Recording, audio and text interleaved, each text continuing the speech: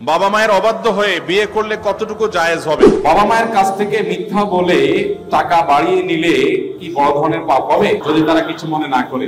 বিয়ের ব্যাপারে ছেলের বেতন 10,000 হলে কত টাকা কাবিন করা উচিত? জাকাতের টাকা দিয়ে শীতবস্ত্র দেওয়া যাবে কিনা? ইসলামে লটারি টানা হারাম, তাহলে আমরা 90% লোক কোরিয়াতে লটারির মাধ্যমে আসছি, আমাদের কোরিয়াতে ইনকাম করা হারাম হয়ে গেল। তাহলে অলসতা দূর করবার আমল কি? আল্লাহ যে আছে দলিল কি? ইসলামী দৃষ্টিতে একজন মুসলিম নারীর ক্যারিয়ার কি হতে পারে? ঔষধের ভিতর যদি শুয়োরের কোনো উপাদান থাকে তাহলে সে ওষুধ খাওয়া জায়েজ হবে কিনা?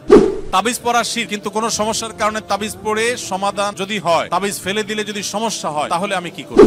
দারিদ্রতা একজন মুসলমানের জন্য অভিশাপ কিনা? বাথরুমে ওযু করলে ওযু হবে কিনা?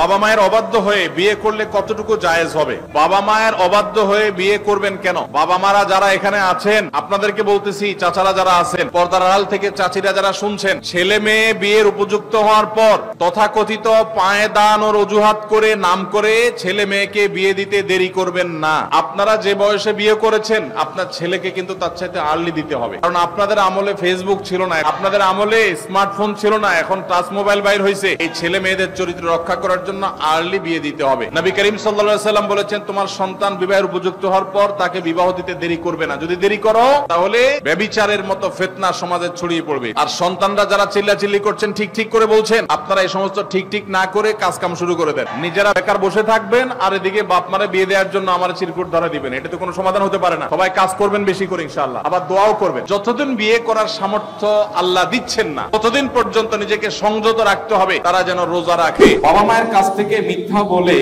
টাকা বাড়িয়ে নিলে কি বড় ধরনের পাপ হবে যদি তারা কিছু মনে না করে?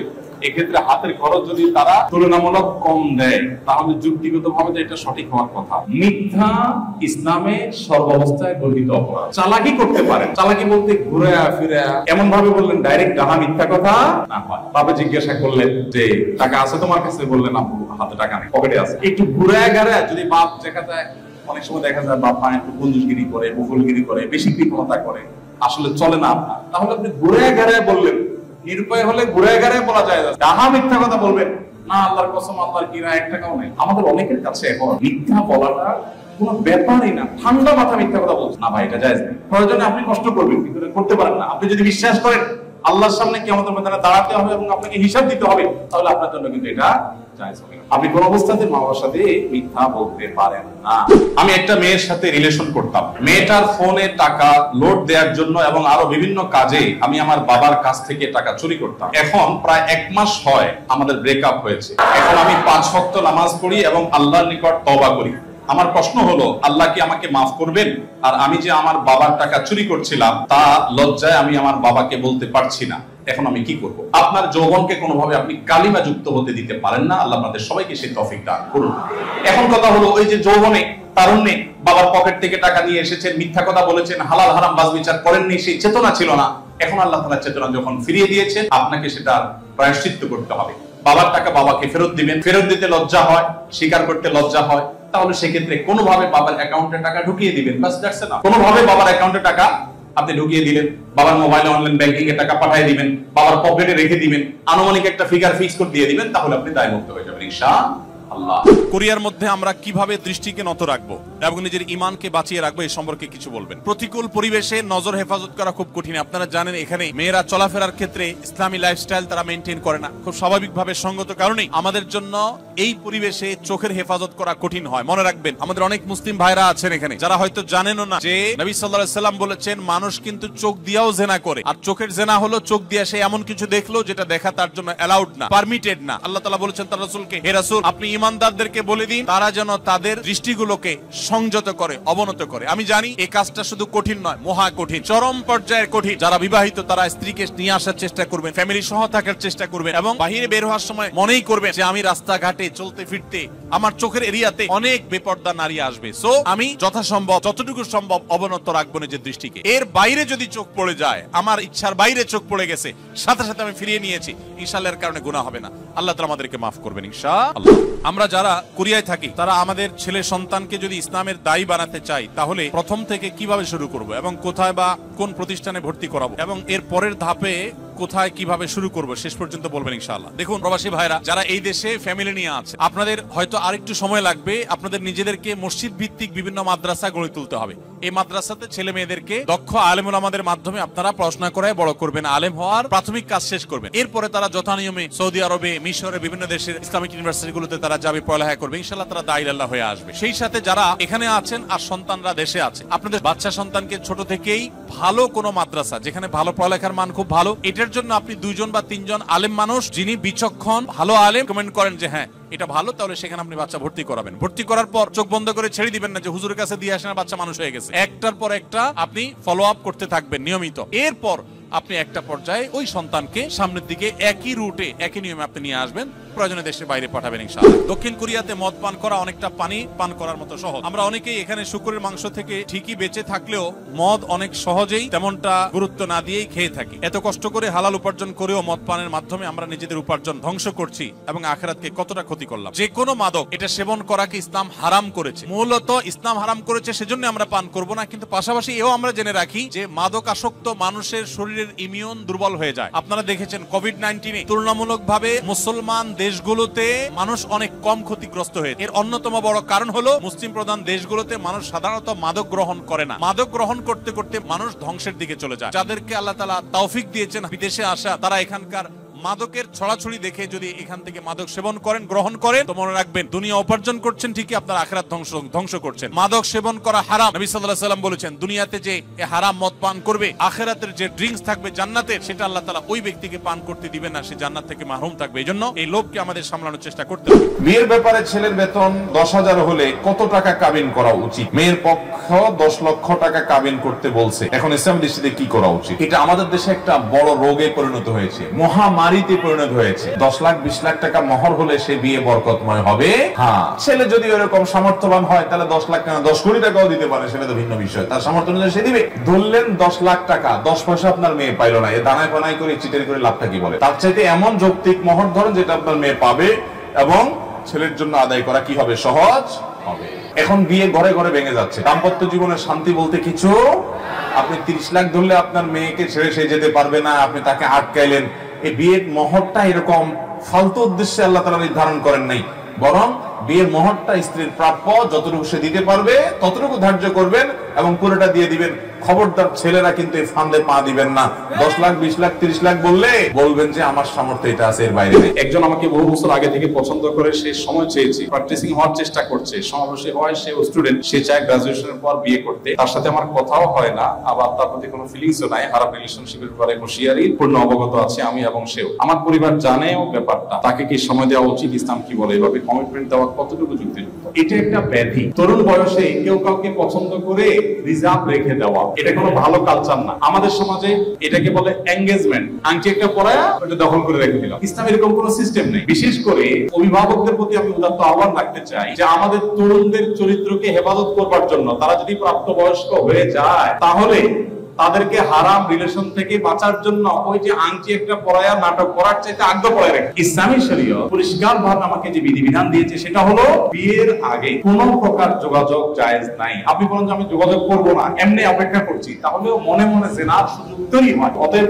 বিবাহিত সম্পর্ক বন্ধের জন্য হারাম রিলেশনকে আমাদের বন্ধ করে ফেলতে হবে। মেয়ের বিয়ের পর ছেলে বন্ধু বা কাজিন ব্রাদার বলে ছেলেদের সাথে কথা বলে, এই কারণে অনেক প্রবাসী বা দেশি ভাইদের সংসার ভেঙে যায়। এ বিষয়ে কিছু বলে? বিয়ের পরে হোক আর আগে হোক, চাচাতো বোন, খালাতো বোন, মামাতো বোন, ফুফাতো বোন, খালাতো বোন, যত রকমের এই টাইপের বোন আছে, এই সব বোনদের সাথে আমাদের পর্দা মেনটেন করতে হবে, ফরজ। পর্দা যদি আপনি মেনটেন না করেন আপনি গুনাহগার হবেন। চাচাতো বোন, খালাতো বোন, বাহিরের একজন অপরিচিত নারীর সাথে পর্দা করা যেরকম ফরজ, এই টাইপের বোনদের সাথেও পর্দা করা ফরজ, বরং শেলিকার সাথে পর্দা আরো বেশি গুরুত্বের সাথে আপনাকে করতে হবে। বিধায় এই বিষয়ে যদি কেউ ঢিলামি করেন তাহলে সংসারে অশান্তি হবে, সেটা সবার ক্ষেত্রে প্রযোজ্য, প্রবাসী হোক আর দেশি হোক। অনেকে আছেন বিয়ের পরও নিজের এই জাতীয় বোনদের সাথে খুব র্যান্ডম যোগাযোগ করছেন, হাই হ্যালো করছেন। পর্দাহীন হবেন আবার সংসারে শান্তি হবে, দুইটা একসাথে কোনোদিনই সম্ভব না। আপনি সুখী থাকতে চান, স্বামী হন আর স্ত্রী হন, পুরুষ হন আর নারী হন, উভয়কেই আপনার পর্দার বিধান মেনে চলতে হবে। ইসলাম কেন হারাম করছে বুঝতে একটু সময় লাগে। আমাদের মনে হয় যে কেন এত কড়াকড়ি, আমারই তো চাচাতো বোন। যখন চাচাতো বোনের হাত ধরে চাচাতো ভাই পালায় যায় তখন বোঝা যায় কেন ইসলাম হারাম করে। যারা শ্রম করে খায় তারা আল্লাহর বন্ধু, যারা বসে বসে খায় তারা আল্লাহর দুশমন। আমি একজন দৃষ্টিহীন, আমি অনার্স 4র্থ বর্ষে অধ্যয়নরত, আমি কোনো কাজ করে খেতে পারি না এবং সংসারে কোনো ভাত বহন করতে পারি না, ইসলাম সমাজ ও দেশের জন্য আমি কিছু করতে চাই, এ বিষয়ে আপনি কিছু নসিহত পেশ করুন। দেখুন, এই কথা সঠিক নয়। আপনি যেটা বলেছেন যে যারা বসে বসে খায় তারা আল্লাহর দুশমন, এমন কোনো কথা কোরআন হাদিসে কোথাও বলা হয়নি। তবে হ্যাঁ, এটা ঠিক, ইসলাম আমাদেরকে কর্মমুখর জীবন ধারণ করতে, গ্রহণ করতে বলেছে। নবী করিম সাল্লাল্লাহু আলাইহি সাল্লামের বয়স যখন 20-এ পৌঁছায়নি তখন থেকে তিনি রাখালি করতেন এবং 20 পার হওয়ার সাথে সাথে তিনি ব্যবসার জন্য খাদিজা রাদিয়াল্লাহু তাআলার পুঁজি নিয়ে সিরিয়া গমন করেছিলেন। অতএব তরুণ বয়স থেকে মানুষ উপার্জন করবার জন্য সচেষ্ট থাকবে, কিন্তু কেউ যদি শারীরিকভাবে প্রতিবন্ধী হয় তার তো কোনো দায়ী নেই, বরং তার এই যে প্রচেষ্টা, এই যে আকুতি, এটার কারণে তিনি কাজ করে পরিবারের প্রতি অবদান, সমাজের প্রতি, রাষ্ট্রের প্রতি অবদান রাখলে যে সওয়াব পেতেন, আল্লাহর সন্তুষ্টির উদ্দেশ্যে যদি সে মানসিকতা লালন করেন, তিনি বসে বসে সেই সওয়াব পাবেন ইনশাআল্লাহ। বিশ্ববিদ্যালয় পর্যায়গুলোতে এসে চাইলেও ছেলে মেয়েরা পর্দা মেনটেন করতে পারে না, আপনার পরামর্শ চাই। প্রতিকূল পরিবেশে টিকতে পারাটাই তো সার্থকতা, এটাই তো বীরত্ব, এটাই তো সাহসিকতা। মুসলিম যুবক, মুসলিম যুবতীর সার্থকতার জায়গাটাই এখানে যে তারা তাদের চরিত্রকে সংরক্ষণ করবে, আল্লাহর নির্দেশ এবং মুহাম্মদ সাল্লাল্লাহু আলাইহি সাল্লামের আদর্শকে বাস্তবায়ন করতে গিয়ে তাদের জীবনে তাদের চরিত্রকে কোনোভাবে কালিমাযুক্ত তারা করবে না, এটাকে তারা সেভ করবে। নবী করিম সাল্লাল্লাহু আলাইহি সাল্লাম বলেছেন, আরশের নিচে কিয়ামতের ভয়াবহ দুর্বিষহ দিনে আল্লাহ রাব্বুল আলামিন যে শ্রেণীর যুবককে ছায়া দিবেন, সেই শ্রেণীর যুবকদের অন্তর্ভুক্ত হওয়ার সুযোগ তো আপনাদের। মুসলিম যুবক, মুসলিম যুবতীর বুকের মধ্যকার সকল ভালোবাসা সে সারা জীবন জমিয়ে রাখে তার বৈধ জীবন সঙ্গীর জন্য। এর জন্য প্রধান এবং প্রথম করণীয় হলো নিজের প্রতিজ্ঞা, নিজের প্রচেষ্টা এবং দিনদার তাকওয়া অর্জন করেছে এরকম একটা সোসাইটি মেনটেন করা। এর মাধ্যমে মানুষ এই হারাম রিলেশন থেকে বেঁচে থাকতে পারে। আমার বিয়ে হচ্ছে না চাকরির জন্য, মেয়ে রাজি আছে, আমিও রাজি, কিন্তু পরিবার বুঝে না, কি করব? আপনার যখন আর্থিক সঙ্গতি নেই তখন শরীয়ত আপনাকে বিয়ে করতে বলে না, আপনাকে রোজা রাখতে বলে। রোজা রাখলে, সিয়াম পালন করলে আত্মনিয়ন্ত্রণ করবেন আপনি, সেটা বলেছে। আপনি পরিবারের দোষ দিচ্ছেন কেন? আমরা হাল নাই, তরবারি নাই, নিদিরাম সর্দার, চাকরি নাই, টাকা নাই, রুজি নাই, ইনকাম নাই, আপনি বিয়ে করার জন্য পরিবারের চাপ দিচ্ছেন, আবার দোষ দিচ্ছেন পরিবার রাজি না। পরিবার কি দেখে রাজি হবে? নিজে বাপের হোটেলে খান, আবার আরেকজন বাপের হোটেলে খাওয়াবেন, এটা তো উচিত না। তবে বাবা মার যদি আর্থিক সঙ্গতি থাকে তাহলে তাদের সন্তানের চরিত্র রক্ষার জন্য উদ্যোগী হওয়া উচিত, সেটা ভিন্ন বিষয়। কিন্তু সন্তান বাবা মার উপর এটা চাপাই দিতে পারেন না। এই জন্য উপার্জন করা শুরু করেন। মুশকিল হলো বেশিরভাগ বাবা মা মনে করেন পায়ের উপর দাঁড়ানো মানে লাখ লাখ টাকার মালিক হওয়া। মনে রাখবেন, কোন রকম মোহরের টাকা জোগাড় করে স্ত্রীর ডাল ভাতের ব্যবস্থা করতে পারলেই শরিয়ার নির্দেশনা অনুযায়ী তার বিবাহ করার রাইট এবং অধিকার চলে আসে। বাবা মা কোনো খোঁড়া অজুহাতে তার বিবাহ বিলম্ব করার এখতিয়ার তাদের নাই। একটা ছোট ভিডিও ক্লিপে দেখলাম যে আপনি মদ খাওয়ার পর নেশাগ্রস্ত না হলে নামাজ পড়া যায়, এরকম কথা বলেছেন। এ সম্পর্কে জানতে চাই বক্তব্যটা সঠিক কিনা। দেখুন, আমাদের এরকম একটা বক্তব্য কিছুটা অস্পষ্ট ছিল, সেখান থেকে অনেকের ভুল বুঝাবুঝি তৈরি হয়েছে। আমরা সাথে সাথে তার পাল্টা বক্তব্য কিন্তু দিয়েছি যখন জানতে পেরেছি। বিষয়টা হলো, কেউ যদি মাদক সেবন করে, মাদক সেবন করার পর তার নামাজ মাফ কিনা? এই প্রশ্নের উত্তর হলো, মাদক সেবন করলে তার নামাজ মাফ হওয়ার তো প্রশ্নই ওঠে না, কারণ মাদক সেবন করা কি হালাল না হারাম? হারাম। অতএব হারাম কাজ করার পরে শরীয়তের কোনো ছাড় তো পাওয়ার প্রশ্নই নেই। তবে এই প্রশ্ন যিনি করেছেন তার মনে অন্য একটা কারণে প্রশ্ন উদ্রেক হচ্ছে, সেটা হলো আপনারা জানেন, কেউ মাদক আসক্ত হয়ে নেশাগ্রস্ত হলে 40 দিন পর্যন্ত তার ইবাদত কবুল হয় না, হাদিসে আছে। তো হয়তো চিন্তা করছেন যে ইবাদত করে কবুল হবে না, ওটা করে লাভ কি? তো এর উত্তর হলো, আপনার দায়িত্ব আপনাকে পালন করতে হবে। অনেক বাবা তার সন্তানকে বলেন, তুই এই কাজ করলে তুই আমার সন্তান আমার বাসায় আসবি না। এর মানে এই না যে সন্তান যায় বার্থ সার্টিফিকেটে বাবার নাম চেঞ্জ করে ফেলে। এর মানে হলো সন্তানকে ধমক দেওয়া, তাকে সতর্ক করা। তো আল্লাহ রাব্বুল আলামিন কবুল করুন বা না করুন, আপনার দায়িত্ব আপনাকে পালন করতে হবে, সেজন্য আপনি নামাজ পড়বেন। আমি একজন মেডিকেল ছাত্রী, খুবই সাধারণ, সব দিক থেকেই পড়াশোনা, টাকা পয়সা, বিশেষ করে চেহারা ডার্ক শ্যামলা, মাঝারি হাইট ধরনের। আমার চেহারা নিয়ে আমার কোনো ক্ষোভ নাই, কিন্তু যেহেতু বিয়ের সময় হয়েছে, আমার আম্মু আমার চেহারা নিয়ে বেশ হীনম্মন্যতায় ভোগেন। মুখের উপরেই বলেন যেহেতু আমি অসুন্দর, কোনো ভালো যোগ্য পাত্র আমি পাবো না। আমার কোনো প্রশ্ন নাই, তবে যদি কোনো কিছু আমার মায়ের উদ্দেশ্যে বলতেন, যাতে তিনি আল্লাহর উপর সম্পূর্ণ ভরসা রেখে তারপর আমার বিয়ের জন্য ছেলে খোঁজেন। প্রথম যে পুরুষকে দেখবে সে সাথে সাথেই যেন বিয়ের জন্য জোরাজোরি না করে। অনেক বাবা মা আছে সন্তানদের প্রতি ভালোবাসার জায়গা থেকে এই ধরনের তুচ্ছ তাচ্ছিল্য সন্তানদেরকে করে, মোটেই জায়েজ নেই। বাবা মা হিসেবে সন্তানকে আরো বেশি সান্ত্বনা দিবেন, তাকে আরো বেশি সাহস যোগাবেন এবং আল্লাহর প্রতি ভরসা রাখবেন। অতএব আমি আপনাকে বলবো, আল্লাহর প্রতি ভরসা রাখেন এবং সবর করুন। এবং শেষে আপনার মাকে আমি বলতে চাই যে আল্লাহকে ভয় করবেন। সন্তানের আল্লাহ প্রদত্ত কোনো কিছুর কারণে সন্তানকে তুচ্ছ তাচ্ছিল্য করলে, তার মন খারাপ হওয়ার মতো কথা বললে, এটা নিজের ঈমানের দুর্বলতার প্রকাশ এবং কবিরা গুনাহ। আল্লাহর কাছে কিয়ামতের ময়দানে জবাবদিহি করতে হবে এবং এর জন্য শাস্তি পেতে হতে পারে। এজন্য আল্লাহকে ভয় করবেন। যাকাতের টাকা দিয়ে শীতবস্ত্র দেওয়া যাবে কিনা? এর উত্তর হলো, যাকাতের টাকায় শীতবস্ত্র দেওয়া যাবে ওই ব্যক্তিকে যে ব্যক্তি যাকাতের হকদার। তার শীতবস্ত্র কেনার টাকা নাই, তখন আপনি তাকে শীতের কাপড় কিনে দিলেন, যাকাতের টাকা থেকে এটা জায়েজ আছে। কিন্তু আমরা সুন্নাহ ফাউন্ডেশন থেকে বা আরো বিভিন্ন সামাজিক সংগঠনগুলো যে শীতবস্ত্র বিতরণের উদ্যোগ নিয়ে থাকে, সেখানে যাকাতের টাকা আপনারা দিবেন না। আমরাও বলি যে আমাদের এখানে কেউ যাকাতের টাকা দিবেন না, কারণ আমরা যখন বিভিন্ন এলাকাতে গরিব দুঃখীদের মধ্যে শীতের কাপড় দেই, তখন কে যাকাতের হকদার আর কে যাকাতের হকদার না, এটা এতটা বেছে বেছে দেওয়া সম্ভব হয় না। যার কারণে যাকাতের টাকা দিয়ে শীতের কাপড় দিলে আপনার জানাশোনা কোনো গরিব যিনি অবশ্যই যাকাতের হকদার, তাকে আপনি দিতে পারবেন, কোনো অসুবিধা নেই।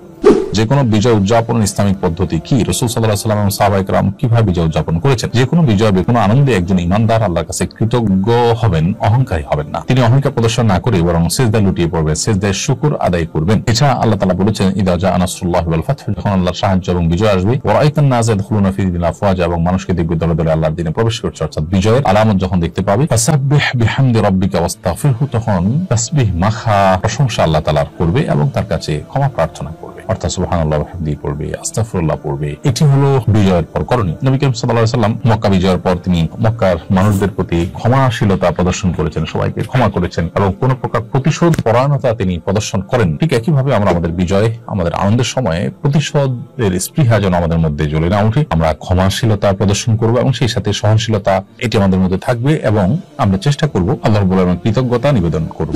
ইসলামের লটারি টানা হারাম, তাহলে আমরা 90% লোক কোরিয়াতে লটারির মাধ্যমে আসছি, আমাদের কোরিয়াতে ইনকাম করা হারাম হয়ে গেল, তাহলে সব লটারি হারাম না। নবী সাল্লাল্লাহু আলাইহি সাল্লাম লটারি হারাম হওয়ার কথা যেমন বলেছেন, আবার বিভিন্ন সফরে যাওয়ার সময় তার একাধিক স্ত্রী ছিল, আপনারা জানেন, তাদের মধ্যে থেকে কাকে নিবেন, একজন কিনলে আরেকজন নাখোশ, সেজন্য তিনি লটারি করে তারপর একজনকে নিয়ে যেতেন। নবী সাল্লাল্লাহু আলাইহি সাল্লাম লটারি করা নিষেধ এটা যেমন বলেছেন, আবার লটারির অপশনও রেখেছেন, যেই লটারিতে ইনভেস্ট আছে, টাকার বিনিময়ে লটারি করে কিনে তারপরে সেখান থেকে আপনি লাভ করার সম্ভাবনা থাকে, লাভও হতে পারে, লসও হতে পারে, পুরো টাকা মারও যেতে পারে, এই লটারিটা হারাম। যদি এমন হয় যে কোনো পেমেন্টের ব্যাপার নাই, ধরুন আপনি কোন একটা জায়গায় কাজ করা নিয়ে ডিসিশনহীনতায় ভুগছেন, যে 5 জন আছে, 5 জনের যে কোনো 3 জনকে নেবেন, 5 জন একই যোগ্যতা সম্পন্ন, তখন লটারি করে যে কোনো 3 জনকে নিলেন, তো এইটা হারাম না, এই লটারি হারাম না। বিধায় আপনারা কোন দেশে আসার জন্য যদি এই জাতীয় লটারি করে আসেন, তাহলে আপনাদের উপার্জন হারাম হবে না, ওই লটারি করাটাও হারাম হবে না। ইভেন যদি কেউ হারাম কোনো কিছু করে আসেন, তাহলে ওই কাজটা হারাম হবে, এর কারণে আপনার হালাল উপার্জনও হারাম হয়ে যাবে, ব্যাপারটা সেরকম না। শীত যখন তীব্র হয়, অনেক আপনার হাড় কাঁপানো শীত যখন শুরু হয়, দেখবেন যে গ্রামে শহরে, বিশেষ করে গ্রামে বেশি দেখা যায়, অনেকে চাদর মুড়ি দিয়ে নামাজ পড়েন, অর্থাৎ এমন ভাবে চাদর পরেন যে নাকটা সহকারে ঢাকেন, যাতে করে নাক দিয়া কুয়াশা না ঢুকতে পারে, যাতে করে শীতে চেহারাটা কষ্ট না হয়, না পায়, সেজন্য পুরো চেহারা ঢেকে শুধু চোখ দুটো খোলা রেখে অনেকে চাদর পরে। মাথা আপনি চাদরে লাগান, কোনো অসুবিধা নেই, কিন্তু আপনি মুখ ঢাকেন, তাহলে সেটা মাকরুহ হবে। নবী করিম সাল্লাল্লাহু আলাইহি ওয়াসাল্লাম মুখ ঢেকে সালাত আদায় করতে, নামাজ পড়তে নিষেধ করেছেন। অতএব শীতের সময় এই মাসআলাটা না জানার কারণে আমাদের অনেক ভাইরা আছেন এরকম পুরাটা মুড়ি দিয়ে নামাজ পড়ে। মহিলা হোক আর পুরুষ হোক, সকলের জন্য এক মাসআলা যে শীতের সময় হোক আর গরমের সময় হোক, মুখ ঢেকে নামাজ পড়বেন না, নামাজের সময় মুখ খোলা রাখতে হবে। হ্যাঁ, কোন মহিলা এমন কোন জায়গায় যদি নামাজ পড়েন সেখানে গায়রে মাহরাম পুরুষ আসা যাওয়া করে, তাহলে পর্দার খাতিরে তিনি ঢাকতে পারেন, যদি তার অন্য কোন জায়গায় নামাজ পড়ার সুযোগ ব্যবস্থা না থাকে, কিন্তু সাধারণ অবস্থাতে এটা করা যাবে না। শীতের সময় অনেকে দেখা গেল ধরুন শুধু চাদর গায়ে দিয়ে নামাজ পড়ছেন, তো চাদরের ভিতরেই হাতটা থাকে, হাত উঠানো, হাত বাঁধা, এই মুভমেন্ট করা, এই সবগুলো চাদরের ভিতরে করা, কারণ বাইরে করলে শীত লাগে। এই রোগটা আছে না নাই, এটাও হাদিসে পরিষ্কার ভাবে নিষেধ।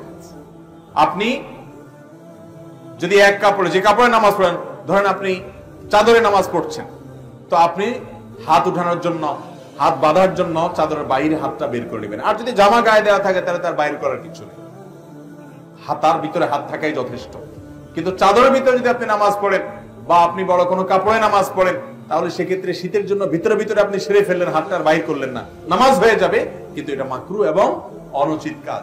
শীতের সময় এই কাজটা অনেক বেশি হয়ে থাকে, এটা লক্ষ্য রাখবেন। শুধু বন্যার সময় আপনাদেরকে কাজ করতে দেখা যায় কেন? আসলে আসুন্নাহ ফাউন্ডেশনের যে দৃশ্যমান কাজ আছে, যেগুলো আপনারা দেখেন, এর বাইরে অদৃশ্যমান কাজ অনেক বেশি। আসুন্নাহ ফাউন্ডেশনের সবচেয়ে বড় প্রজেক্ট হলো প্রশিক্ষণ দিয়ে কর্মসংস্থান সৃষ্টি করা, বেকারত্ব দূর করা।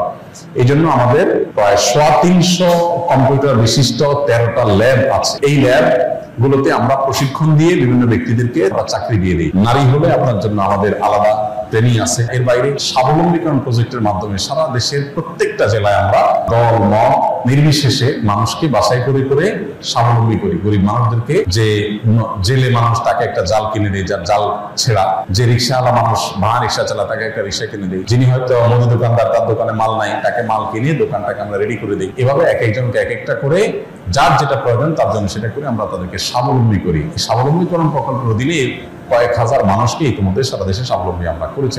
আমি অনেক চেষ্টার পরও মা হতে পারছি না, তাই অনেকে আমাকে অনেক আমলের পাশাপাশি তাবিজ ব্যবহার করতে বলছেন, অনেকে কটু কথাও বলেন, কিন্তু আমি খুবই সন্দিহান গুনাহের ব্যাপারে। দয়া করে সঠিক তথ্য দিয়ে সহযোগিতা করবেন। যে সমস্ত বোনের বাচ্চা হয় না, আমাদের সমাজে এক শ্রেণীর কুলাঙ্গার, এক শ্রেণীর খারাপ মানুষ আছে যারা ওই মেয়েদেরকে নিয়ে কটু কথা বলে। সন্তান হওয়া না হওয়া এটা কি পৃথিবীতে কোনো মানুষের হাতে? এটা সম্পূর্ণ আল্লাহর ইখতিয়ার। সূরা ফুরকানের 74 নম্বর আয়াত। এর বাইরে আরো 3টা দোয়া বলেছি, রব্বি হাবলি মিনাস সলিহিন, রব্বি লা তাযারনি ফারদা ওয়া আনতা খায়রুল ওয়ারিসিন, রব্বি হাবলি মিন লাদুনকা যুররিয়াতান তাইয়্যিবা ইন্নাকাস সামিউদ দুআ। এই 4টি দোয়া নিয়মিত পড়বেন, ইনশাআল্লাহ সন্তানহীনতার কষ্ট দূর হবে। এরপরে যদি আল্লাহ না দেন, মনে রাখবেন আল্লাহ তাআলা যা দিয়েছেন এর মধ্যে আপনার কল্যাণ আছে। সন্তান হয়েছে কিন্তু অমানুষ হয়েছে, খারাপ হয়েছে, অসুস্থ হয়েছে, বিকলাঙ্গ হয়েছে, তার চাইতে আল্লাহ তাআলা না দেওয়াটা আপনার জন্য কখনোই ক্ষতিকর নয়। এজন্য আল্লাহর ফয়সালায় সন্তুষ্ট থাকবেন। তবে তাবিজের যে ব্যবহার, এটি সুন্নাহর খেলাফ। নবী করিম সাল্লাল্লাহু আলাইহি সাল্লাম কখনো তাবিজ দেননি, ব্যবহার করেননি। বিধায় কোরআন এবং সুন্নাহ বর্ণিত দোয়া, আয়াত এগুলো পড়ে পড়ে ফু দিবেন এবং আমল করবেন ইনশাআল্লাহ তাআলা।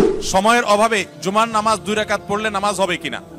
আপনারা যারা প্রবাসে আছেন, অনেকে এমন পরিবেশে আছেন যে খুব বেশি সময় পান না, তাহলে চট করে জুমার নামাজ 2 রাকাত আদায় করেছেন, শুধু জুমার ফরজ 2 রাকাত আদায় করেছেন, আগে পরে সুন্নাত পড়েন নাই। এটা জায়েজ হতে পারে নিরুপায় ব্যক্তির জন্য, কিন্তু এটাকে নিয়মিত সিস্টেম বানিয়ে ফেলানোর মতো কাজ করা উচিত না। হ্যাঁ, যদি এমন হয় যে আপনার আসলে কিছুই করার নাই, বাধ্য হয়ে অনেকটা নিরুপায় হয়ে আপনাকে এটা করতে হয়, তাহলে আপনি শুধু 2 রাকাত পড়লেও ওয়াক্তের ফরজ আদায় করেছেন, এটুকু তো অবশ্যই বলা যাবে। আর সুন্নাতগুলো আগে পরে ফাঁক ফোকর দিয়ে হইলেও পড়ার চেষ্টা করা দরকার, কিন্তু কোনো কারণে যদি পড়তে না পারেন তারপর আপনি জুমার নামাজ পড়েছেন, এটা বলা যাবে ইনশাআল্লাহ। সুন্নি মুসলমান ও শিয়া মুসলমান সম্পর্কে জানতে চাই, এই ধরনের মুসলমানদের সম্পর্কে মৌলিক ধারণা পেতে চাই। সুন্নি হলে কোরআন এবং নবী করিম সাল্লাল্লাহু আলাইহি সাল্লামের বিশুদ্ধ সূত্রে বর্ণিত সমস্ত হাদিসগুলোকে যারা মানে, নবী সাল্লাল্লাহু আলাইহি সাল্লাম এবং তার সকল সাহাবী, তার পরিবারবর্গ সবাইকে যারা মানে, এদেরকে বলা হয় সুন্নি। গোটা পৃথিবীতে বেশিরভাগ মুসলমানই সুন্নি, আমরা সবাই সুন্নি আলহামদুলিল্লাহ। এবং সুন্নি মুসলমানদের বৈশিষ্ট্য হলো তারা কোরআনকে এবং সুন্নাহকে অনুসরণ করে। আর শিয়া হলো সেই সমস্ত মানুষেরা যারা আল্লাহকে মানে, নবী সাল্লাল্লাহু আলাইহি সাল্লামের নবুয়তকেও মানে, যদিও তাদের একটা গ্রুপ নবী সাল্লাল্লাহু আলাইহি সাল্লামের নবুয়ত নিয়েও সন্দেহ করে। এর পাশাপাশি তারা শুধুমাত্র নবী পরিবারের সদস্যদেরকে মানে, সাহাবীদেরকে তারা মানে না, বরং সাহাবীদের সাথে শত্রুতা বিদ্বেষ জ্ঞাপন করে, লালন করে। তো এই কারণে তারা আলাদা হয়েছেন। শিয়া পন্থাটা বিভ্রান্তির পন্থা, এটা হেদায়েত এবং সত্য থেকে বিচ্যুত। নবী করিম সাল্লাল্লাহু আলাইহি সাল্লাম বলেছেন, আমার পরে তোমরা আমার সুন্নাত, আমার খলিফাদের সুন্নাতকে আঁকড়ে ধরবা। নবীর সুন্নাত এবং আদর্শ যদি কেউ আঁকড়ে না ধরে, সাহাবীদের যদি আদর্শকে কেউ যদি ইগনোর করে, সে কখনো ভালো মুসলমান হতে পারে না। এজন্য আমাদেরকে সতর্ক থাকতে হবে এবং ভালো মুসলমান হতে হলে অবশ্যই কোরআন এবং সুন্নাহ উভয়টাকে অনুসরণ করতে হবে। আমার মা মারা যাওয়ার 4 দিন পরে আমার বাবা বিয়ের কথা বলে মানুষের কাছে। আমার প্রশ্ন হলো, আমার বাবা কি এটা বলা ঠিক হয়েছে কিনা? 40 দিন না যেতে এটা নিয়ে আমার বাবা আমাদের ভাই বোন কারোর সাথে যোগাযোগ করেন না। দেখুন, আমাদের দেশে অনেক বাবা আছে যে স্ত্রী হারা হয়ে গেছেন, কুলাঙ্গার ছেলে মেয়েরা, বাবার প্রয়োজন আছে বিয়ে করার, তারপরে বিয়ে করায় না। কেন বিয়ে করায় না?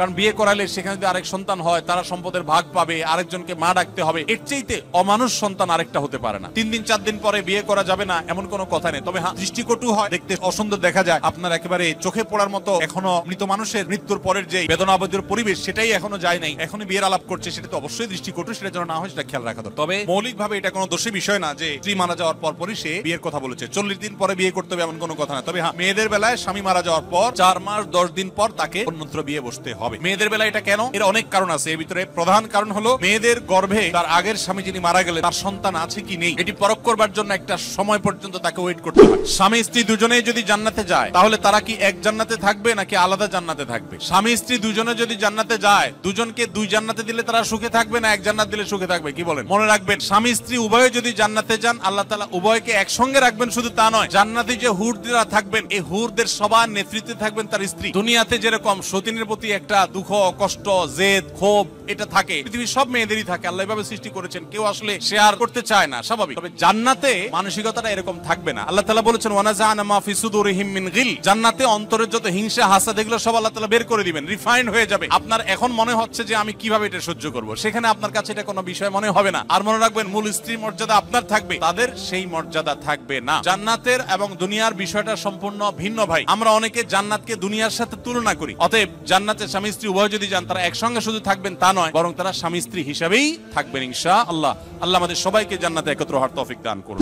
ছাত্রদের বিভিন্ন অ্যাসাইনমেন্টের কাজে বিভিন্ন সফটওয়্যার ব্যবহার করতে হয়, বিশেষ করে এমএস অফিস সফটওয়্যার। কিন্তু আমরা যখনই ল্যাপটপ কম্পিউটার কিনি, তখন আমাদের যে সফটওয়্যার গুলো দেওয়া হয় তা পাইরেটেড অথবা আসল সফটওয়্যার গুলো দেওয়া হয় না। আর আমাদের ছাত্রদেরও সফটওয়্যার গুলো কিনে ব্যবহার করার মতো সামর্থ্য নেই। এমন অবস্থায় আমরা কি করতে পারি, দয়া করে একটু বলুন। ইসলামী ফিকহের একটা মূলনীতি হলো, কোন ব্যক্তি যখন তার সম্পদের ব্যাপারে তিনি তার আচরণ দ্বারা ছাড় দেওয়ার মানসিকতা রাখেন। ধরুন আমার একটা গাছ আছে, সে গাছের ফল পড়ে থাকে, আমি সেটা সংরক্ষণ করার কোনো ব্যবস্থা করি না, কেউ নিলেও আমি কিছু বলছি না, তখন সেটা হারাম হয় না। অতএব যদি এরকম হয়, যেমন আমি কয়েকটা প্রোগ্রামের পরে পার্টিকুলারলি তাদের সাথে যোগাযোগ করেছি যে তোমরা বাংলাদেশে তোমাদের সফটওয়্যার বিক্রির জন্য কি ব্যবস্থা রেখেছো, সার্ভিসের জন্য কি ব্যবস্থা রেখেছো, কোনো সদুত্তর পাওয়া গেল না, অর্থাৎ তাদের এটা নিয়ে আগ্রহ নেই। তাহলে বাংলাদেশের মানুষ যারা তারা ব্যবহার করছে পাইরেসি, সেটা নিয়েও তাদের কোনো মাথা ব্যথা নেই। তবে যে সমস্ত সফটওয়্যার কোম্পানি বিক্রি করেন, বিক্রির ব্যবস্থা আছে এবং পাইরেসির বিরুদ্ধে তারা সতর্ক করেন, সেগুলো কোন অবস্থাতে আমাদের পাইরেটেড সফটওয়্যার সেক্ষেত্রে ব্যবহার করা জায়েজ হবে না। অলসতা দূর করবার আমল কি? অলসতা দূর করবার জন্য প্রথমত দরকার হলো প্রচুর পরিমাণ মোটিভেশন। আপনি যেভাবে মোটিভেটেড হতে পারেন সেইভাবে মোটিভেশন নেওয়ার চেষ্টা করবেন। আর বিশেষভাবে একটি দোয়া নবী সাল্লাল্লাহু আলাইহি ওয়াসাল্লাম করতেন, সেই দোয়াটা আপনি পড়তে পারেন অলসতা থেকে পানাহাতির চাইতেন আল্লাহর কাছে। আল্লাহুম্মা ইন্নী আউযু বিকা মিনাল আজজি ওয়াল কাসাল ওয়া আউযু বিকা মিনাল আল্লাহুম্মা ইন্নী আউযু বিকা মিনাল বুখলি ওয়াল জুবন ওয়া আউযু বিকা মিনাল আজজি ওয়াল কাসাল ওয়া আউযু বিকা মিন গালাবাতিদ দাইনি ওয়া কাহরির রিজাল। কোন কোন আল্লাহুম্মা ইন্নী আউযু বিকা মিনাল হাম্মি ওয়াল হাযান ওয়াল আজজি ওয়াল কাসাল। আল্লাহ আপনার কাছে টেনশন, ডিপ্রেশন থেকে আমি পানাহ চাই এবং অক্ষমতা এবং অলসতা থেকে, কাসাল মানে অলসতা, সেখান থেকে পানাহ চাই। অতএব এই তো আল্লাহর কাছে আপনি নিবেদন করতে পারেন। আর এর বাইরে যারা কর্মচঞ্চল মানুষ, যারা অলস নন, সেরকম মানুষের সান্নিধ্য, তাদের সংস্রব, তাদের সাথে উঠা বসার মাধ্যমে মানুষের অলসতা দূর হয়। আল্লাহ যে আছে এর দলিল কি? কোরআন হাদিস থেকে দলিল মানবো না, কারণ এগুলো তারই কথা। আল্লাহ যে আছেন এটা প্রমাণ হলো আপনি নিজে। আপনি নিজেকে কোত্থেকে পাইছেন? আপনার আব্বা আম্মা আপনাকে নেট থেকে ডাউনলোড করে নিয়ে আসছে? আমাদের অস্তিত্বই আল্লাহর অস্তিত্বের সাক্ষী। আল্লাহর এই বিশাল সৃষ্টি জগৎ, এই মহা সৃষ্টি, এত বিশাল সৃষ্টি জগৎ দেখার পরও যদি কেউ স্রষ্টাকে বিশ্বাস করতে কষ্ট হয়, তাহলে তার মতো হতভাগা আর কে হতে পারে? এই সৃষ্টি জগৎই স্রষ্টার অস্তিত্বের সাক্ষী। আপনার আমার সৃষ্টি, এটাই আমাদের স্রষ্টার কথা স্মরণ করিয়ে দেয়, কারণ স্রষ্টা ছাড়া কখনো সৃষ্টি হতে, ছোট বড় এমন কিছু পৃথিবীতে নাই যেটা কেউ তৈরি করা ছাড়া। আর সেই মাইকটা কেউ তৈরি করেছেন, এই পানির বোতলটা কেউ তৈরি করেছেন, এই কাগজটা কেউ তৈরি করেছেন। প্রত্যেকটা জিনিসের যেরকম কেউ না কেউ তৈরি করেছে, ক্রিয়েটর আছেন, সেখানে এই মহা সৃষ্টি এত কিছুর আমি আপনি সহ আমাদের এবং এই আল্লাহর এই সৃষ্টি জগতের যে বিশাল আয়োজন, এগুলোর কোনো ক্রিয়েটর নাই। এর চেয়ে হাস্যকর কথা আর কি। আল্লাহ তাআলা আমাদেরকে হেদায়েত নসিব করুন। আসুন্নাহ ফাউন্ডেশন থেকে সহযোগিতা পাওয়ার উপায় কি? অনেক সময় আপনাদের অফিসে কোনো সহযোগিতার জন্য যাওয়া হলে রিসেপশন থেকেই সরাসরি মানা করে দেওয়া হয়, এই বিষয়ে একটু বিস্তারিত জানতে চাই। দেখুন, আসুন্নাহ ফাউন্ডেশন থেকে ব্যক্তিগত পর্যায়ে সহযোগিতা পাওয়ার কোনো সুযোগ নেই। সচরাচর আমরা ব্যক্তিগত সহযোগিতাগুলোকে বিনয়ের সাথে অ্যাভয়েড করি, এবং সেটা আমাদের ইচ্ছার ব্যাপার তা না। এটা নিয়ে আলাদা ফাউন্ডেশন একটা রেজলিউশন করা আছে যে ফাউন্ডেশন প্রজেক্ট বেস কাজ করবে। প্রজেক্ট বেস, সচরাচর আমাদের কাজ হবে প্রজেক্ট নির্ভর কাজ। সেটা কিরকম? ধরুন আমরা বন্যার সময় সারা দেশের যেখানে যেখানে বন্যা হয়েছে সবার জন্য কাজ করব। যে কেউ বন্যার্থ তিনি আমাদের সেবা পেতে পারেন। আমরা যখন অভাবী দুস্থদেরকে প্রশিক্ষণ দিয়ে কর্মসংস্থানের ব্যবস্থা করব, সেটা আমরা সোশ্যাল মিডিয়াতে ওপেন ডিক্লেয়ার করি, যে কেউ আবেদন করতে পারেন। বিশেষ ক্রাইটেরিয়া যেগুলো উল্লেখ করা থাকে, সেই উল্লেখিত ক্রাইটেরিয়ার ভিত্তিতে আমরা প্রায়োরিটি দিয়ে দিই। ঠিক একইভাবে আমাদের প্রত্যেকটা কাজ, প্রত্যেকটা সেবা থাকে এভাবে প্রজেক্ট নির্ভর। আসুন্নাহ ফাউন্ডেশনের সাথে যুক্ত হওয়ার উপায় কি? তিনভাবে ফাউন্ডেশনের সাথে আপনি ইনভলভ হতে পারেন। একে তো আপনি ফাউন্ডেশনের সদস্য হতে পারেন, দাতা বা ডোনার বা লাইফ মেম্বার হতে পারেন। অর্থাৎ এককালীন কেউ যদি 1 লক্ষ বা 50,000 টাকা দেয়, তাকে আসুন্নাহ ফাউন্ডেশনের লাইফ বা ডোনার নাম্বার করা হয়। এই টাকা ফাউন্ডেশনের সদকা জারিয়ামূলক কোনো কাজে অথবা জেনারেল ফান্ডে দিলেই তিনি সদস্য পদ পান। তিনি ফাউন্ডেশনের সমস্ত কার্যক্রম সম্পর্কে সবার আগে জানতে পারবেন, এবং তাকে ব্যক্তিগতভাবে বিভিন্ন সময় মেইল করা হয়, বিশেষ গ্রুপে থাকে, সময় সময় পরামর্শ দিতে পারেন। ফাউন্ডেশনের আয় ব্যয়ের যে হিসেব নিকাশ, অডিট রিপোর্ট, এগুলো তিনি যদি চান মেইলে পাঠানো হয়। আর যারা টাকা পয়সা দিয়ে এভাবে ইনভলভ হতে পারেন না, সদস্য পদ নিতে পারেন না, তাদের জন্য সুযোগ আছে স্বেচ্ছাসেবী হওয়ার। স্বেচ্ছাসেবী হওয়ার নিয়ম হলো ফাউন্ডেশনের যে ওয়েবসাইট আছে, স্বেচ্ছাসেবক নিবন্ধনে ক্লিক করে আপনার ডিটেইল তার তথ্যপত্র দিয়ে সাবমিট করবেন। এরপর আপনাকে আপনার যে এক্সপার্টিজ আছে সেই জায়গা থেকে আমরা প্রয়োজন যখন হবে তখন আমরা নক করবো। দ্বিতীয়ত হলো মাসিক যে দাতা সদস্য আছে সেটা আপনি হতে পারেন। ইসলামী দৃষ্টিতে একজন মুসলিম নারীর ক্যারিয়ার কি হতে পারে? একজন মুসলিম নারী কোরআন নির্দেশনা আলোকে মূলত তিনি মুসলিম সমাজের পুরো ভেতরের সাইডটা দেখাশোনা করবেন, অর্থাৎ স্বরাষ্ট্র ডিপার্টমেন্টটা পরিপূর্ণভাবে ট্যাকেল দিবেন একজন নারী। আল্লাহ সুবহানাহু ওয়া তাআলা বলেছেন ওয়াকারনা ফি বুয়ুতিকুন্না, নারীরা স্বরাষ্ট্র ডিপার্টমেন্টটা দেখবেন, দেখভাল করবেন, এবং তারা মূলত ডাক্তার, ইঞ্জিনিয়ার, গবেষক, আলেম, দায়ী, শাসক, রাজনীতিকের জন্ম দিবেন এবং তাদেরকে গড়ে তুলবেন। এর পাশাপাশি একজন নারী হিসাবে শরিয়ার যে বিধিবিধানগুলো তার জন্য প্রযোজ্য সেগুলো মেনে তিনি নিজেও এই সমস্ত সেক্টরগুলোতে তার মতো করে অবদান রাখার সুযোগ আছে। কিন্তু মনে রাখবেন, ইসলামের নারীর যে নারী সুলভ বৈশিষ্ট্য আছে সেগুলো যদি আপনি বিকিয়ে দিয়ে কিছু করতে চান, ইসলাম সেটাকে অ্যালাউ করে না। পৃথিবীর অনেক দেশে সেটাকে মানুষ ট্রাই করেছে, এক্সপেরিমেন্ট চালিয়েছে। আমরা তাদেরকে দেখি যে তাদের দুই কুলি হারিয়েছে, তাদের ঘরের ভেতরের যে সুখ সেটা শেষ হয়ে গেছে, আর বাহিরেও যে নারী খুব বেশি সেফ বা নিরাপদে আছেন তা কিন্তু নয়। ঈদ মিলাদুন নবী ও সিরাতুন নবীর মধ্যে পার্থক্য কি? মিলাদুন নবী মানে হলো নবী সাল্লাল্লাহু আলাইহি সাল্লামের জন্ম,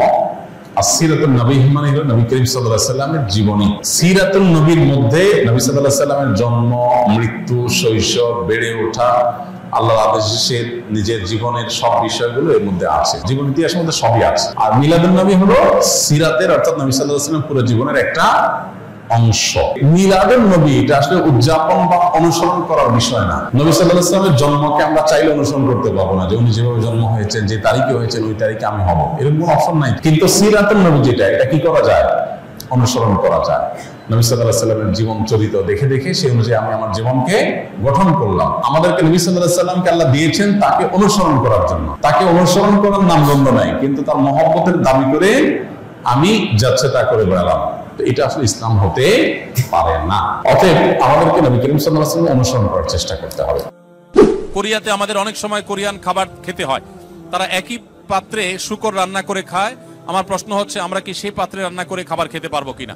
কোনো পাত্রে যদি শূকর রান্না করা হয়, এরপরে সে পাত্রটা ধুয়ে সম্পূর্ণ পরিষ্কার করে, তার কোনো আলামত নাই, নতুন করে সেখানে ধুয়ে পরিচ্ছন্ন করে ভালো তেল দিয়ে যদি হালাল খাবার রান্না করা হয়, সেই খাবার খাওয়া জায়েজ আছে, এটা হারাম না, যদি পাত্র ধুয়ে পরিষ্কার করে রান্না করা। আর যদি না ধোয়া হয়, ওই পাত্রে আবার রান্না করা হয়, তাহলে আবার কি হবে না? খাওয়া জায়েজ হবে না। যদি কেউ চান শীতের সময় পাও ধোবেন না, বিশেষ করে অনেকে আছেন এজমার রোগী, তাদের পাও যাইলে অসুবিধা হয়, পায়ে পানি লাগালে তাদের সমস্যা দেখা দেয়। সমস্যা হোক বা না হোক, সর্বাবস্থায় আপনি চাইলে শীতের সময় শুধু না অন্য সময়ও করতে পারেন। আপনি যদি ওযু করার পর এরকম মোজা পরেন, মোজাটা যদি চামড়ার হয়, তাহলে সেক্ষেত্রে সেই মোজা পরা অবস্থায় আপনার বাড়িতে অবস্থান থাকাকালীন করলে 24 ঘন্টার মধ্যে ওই মোজা খোলা ছাড়া আপনি ওযু করতে পারেন। কিভাবে? আপনি হাত ধুলেন, মুখ ধুলেন, মাথা মাসাই করলেন, পা ধোয়ার সময় আসলে আপনি ভিজা হাত দিয়া পায়ের উপরে, তলায় না, উপরে এরকম করে একটা টান দিলেন ডান পায়ে, আবার আরেক হাত ভিজায়া বাম পায়ে এরকম একটা টান দিলেন, বা ভিজা হাত দিয়া দুটো পা আপনি টান দিলেন। তো এইভাবে মাসাহ করার মাধ্যমে পাও ধোয়ার কাজ হয়ে যায়। নবী করিম সাল্লাল্লাহু আলাইহি ওয়াসাল্লাম মাসাহ করেছেন, আলী রাদিয়াল্লাহু তাআলা কে নির্দেশ করেছেন, বিধায় মুজার উপরে মাসাহ করলে সওয়াব কোনো কম হবে না। ঔষধের ভিতর যদি শুয়োরের কোনো উপাদান থাকে, তাহলে সে ঔষধ খাওয়া জায়েজ হবে কিনা? যদি কোনো ঔষধে শুকরের কোনো শরীর বা উপাদান থাকে, তাহলে সে ঔষধ সেবন করা জায়েজ হবে না। যদি বিকল্প কোনো ঔষধ থাকে, যদি আল্লাহ না করুক এমন কোনো রোগ হয় যেই রোগের এই ছাড়া আর কোনো ট্রিটমেন্ট নাই এবং মরণাপন্ন অবস্থা হতে পারে, তাহলে নিরুপায় হলে সেই ব্যক্তির জন্য বহু শর্ত সাপেক্ষে সেটা জায়েজ হতে পারে। কিন্তু যখনই বিকল্প কোনো কিছু আছে, তখন কিন্তু আপনার জন্য হারাম ঔষধ সেবন করা জায়েজ হবে না। কাওয়ালি গান শোনা কি হারাম নাকি জায়েজ?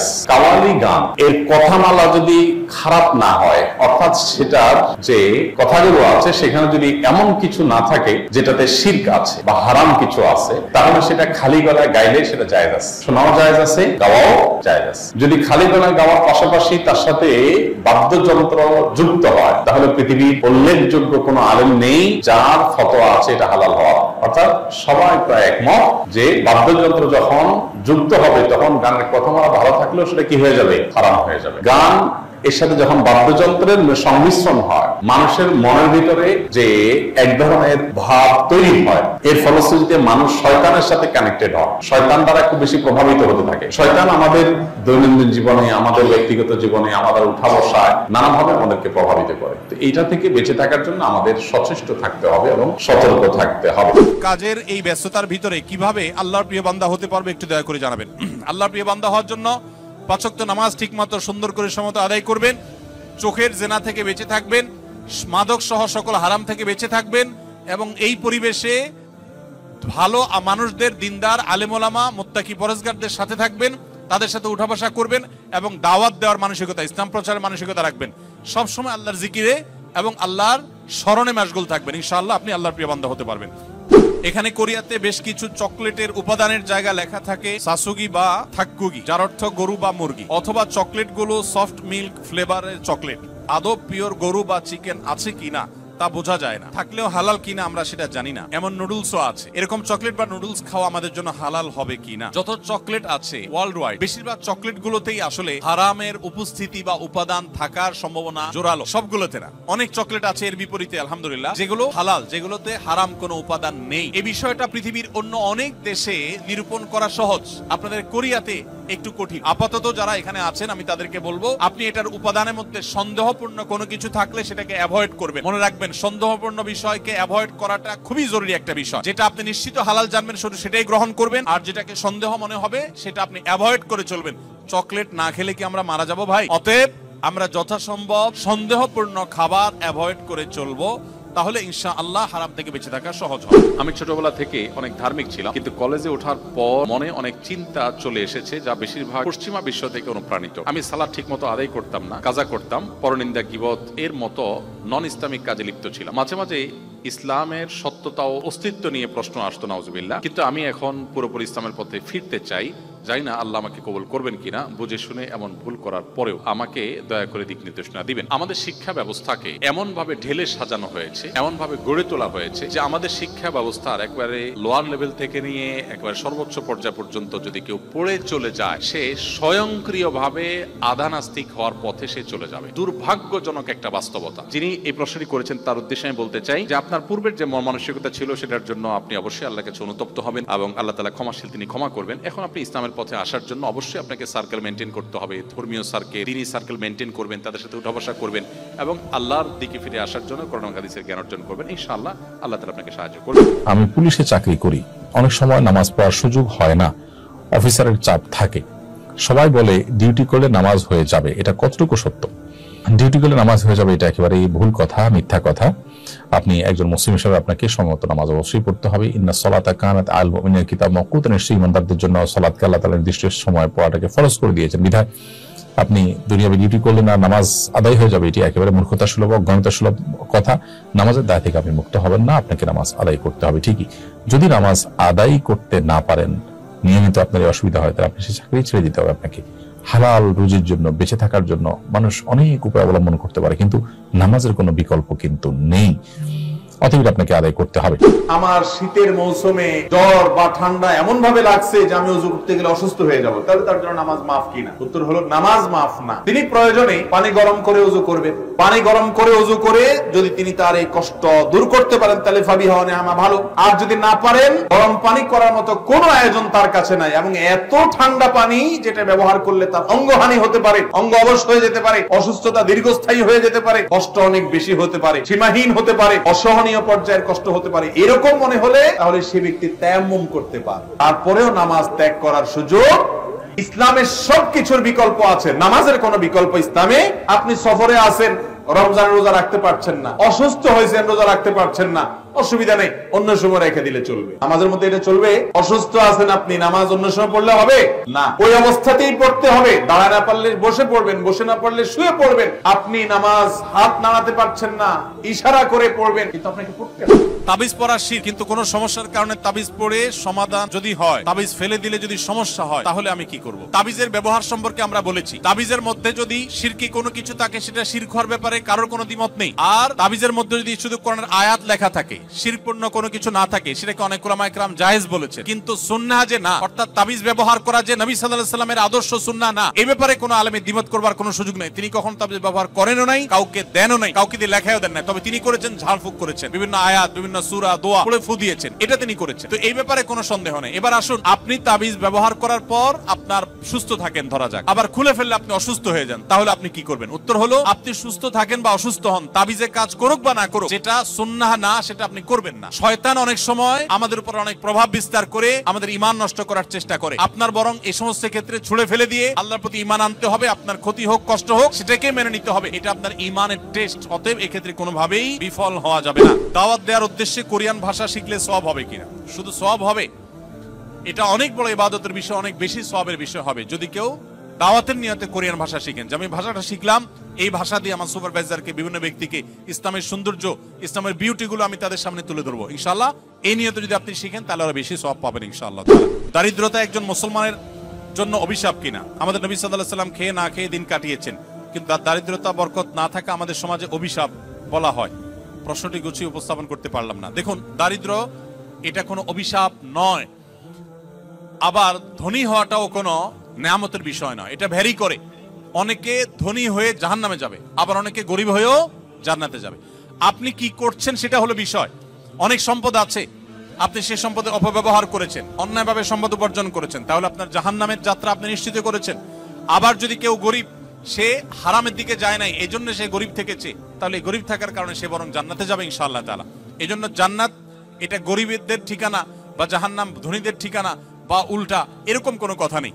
জান্নাত জাহান্নাম নির্ভর করে মানুষের আমলের উপরে। আপনি ধনী কি গরিব সেটা বিষয় নয়, সম্পদ কিভাবে কামাই করছেন, কোথায় খরচ করেছেন, এটা হলো জান্নাত বা জাহান্নামে যাওয়ার মূল বিষয়। কিভাবে দুশ্চিন্তা দূর করব? দুশ্চিন্তা দূর করবার জন্য আপনি দোয়া পড়তে পারেন, আল্লাহুম্মা ইন্নী আউযু বিকা মিনাল হাম্মি ওয়াল হাযান ওয়াল আজজি ওয়াল কাসাল ওয়া আউযু বিকা মিন গালাবাতিদ দাইনি ওয়া কাহরির রিজাল। আল্লাহ আপনার কাছে হাম এবং হাজান অর্থাৎ টেনশন, ডিপ্রেশন, পেরেশানি থেকে আমরা পানাহ চাই, আশ্রয় চাই। আল্লাহর আশ্রয় চাওয়া এটা হলো সবচেয়ে বড় উপায় ডিপ্রেশন দূর করবার জন্য। ইস্তেগফার এবং দুরূদ বেশি বেশি পাঠ করাও ডিপ্রেশন দূর করার অন্যতম উপায়। বিয়ে হওয়া সত্ত্বেও পড়াশোনার জন্য স্বামীর থেকে দূরে থাকতে হচ্ছে, এদিকে টিচাররা অ্যাটেন্ডেন্সের মার্কস দেন না, এটা কি গুনাহ হচ্ছে?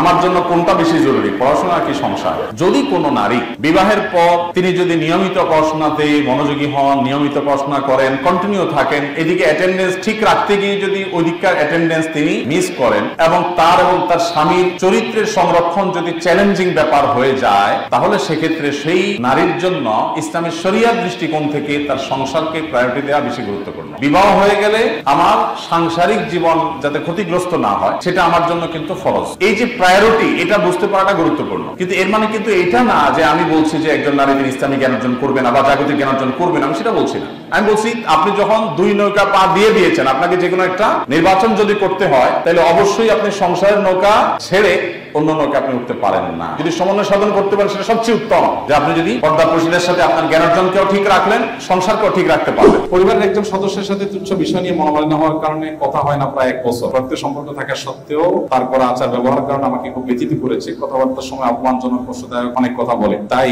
এক ঘরে থেকেও তার সাথে কথা বলা হয় না, বরং তার সামনাসামনি আসা হয় না। দেখুন, নবী করিম সাল্লাল্লাহু আলাইহি ওয়াসাল্লাম বলেছেন, লা ইয়াহিলু লিল মুসলিমি আন ইয়াহজুরা আখাহু ফাওকা 3 লায়াল। কোন মুসলমানের সাথে রাগ করে 3 দিন থাকতে পারে, 3 দিনের বেশি থাকা সুযোগ নেই। আপনার রাগ হয়েছে, অভিমান হয়েছে, ইসলাম আপনার রাগকে রেসপেক্ট করে। 3 দিন আপনার রাগটাকে ধরে রাখতে পারেন। 3 দিনের বেশি আপনি কথা না বলে কারোর সাথে থাকতে পারেন। এখন কত 1 বছর হয়ে গেছে, তা আমি বলছি না। শয়তান আপনাকে এখন ইগো সৃষ্টি করছে, কিভাবে বলবো, এতদিন বলি নাই। শয়তানকে হারানোটাই তো আমার কাজ। সবসময় জেতার মধ্যে জয় নয়, কখনো কখনো হারার মধ্যে জয় থাকে। আপনার সাথে কারো মনোমালিন্য আছে, 1 বছর ধরে কথা হচ্ছে না, সে বলছে না, আপনি বলছেন না। শুধু ইয়াংদের মধ্যে এগুলো অনেক বেশি হয়, দোস্ত, বন্ধু বান্ধব অনেক বেশি হয়। আপনি যদি নবী সাল্লাল্লাহু আলাইহি ওয়াসাল্লামের হাদিসের দিকে লক্ষ্য করে তাকে যে আসসালামু আলাইকুম বলেন, বাহ্যিকভাবে ছোট হয়ে গেলেন, আল্লাহর কাছে ঠিকই আপনি এই সব সাহসগুলো আমাদের থাকতে হবে। আল্লাহ আমাদেরকে তৌফিক দান।